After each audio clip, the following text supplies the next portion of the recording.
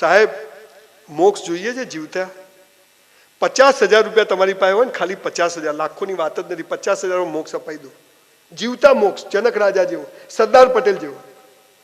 અને તમારે કોઈને આપવાના ના હોય, બેંકની લોન ના હોય, સીસી ના હોય, ઓડી ના હોય, કોઈ વીસીના હપ્તા બાકી ના હોય, કોઈ માગવા વાળો ના હોય, અને 50,000 રૂપિયા તમારા જ હોય અને જીવતા જ મોક્ષ જોઈતો ને, તો એક કામ કરજો, આ 50,000 રૂપિયા લઈ અને કચ્છમાં જજો, અથવા આપણા દેશમાં જજો જ્યાંથી તમારા રૂટ્સ હોય, અથવા કલોલમાં જ હોય, અને તમારા કુટુંબ પરિવારની કોઈ બહેન દીકરી કુંવાસી દુખી હોય, એના ઘેર 12 મહિનાનું સીધું સામાન અપાઈ દેજો, જીવતા મોક્ષ મળી જશે.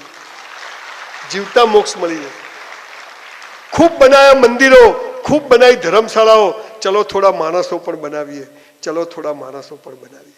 આપણે સાલા મર્સિડીઝમાં ફરીએ અને આપણી બહેન જોડે સ્કૂટર ના હોય, અરે આપણો બનેવી ગમે તેવો પિત્તળ હોય, કુંવાસી મારી છે, આ ભાવ પેદા થઈ જાય ને, સમજો મોક્ષ છે અને ધંધામાં પ્રગતિ છે.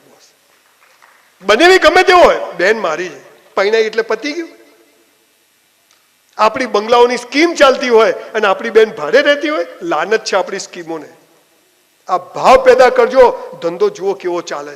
સાહેબ 160 બંગલાની સ્કીમ કરી, સેમ્પલ હાઉસ વગર 100% વેચાઈ ગયું. જેટલી મેં 22 સ્કીમ કરી, એક ખૂણાની દુકાન નથી પડી રહેતી ઈશ્વરની કૃપાથી. પણ મેં ધ્યાન રાખ્યું કે મારી આજુબાજુના હું જેટલું કરી શકું એટલું મેં કોશિશ કરી, અને આજે ઈશ્વર અડું ત્યાં સોનું થાય છે એવી ઈશ્વરે કૃપા કરી છે.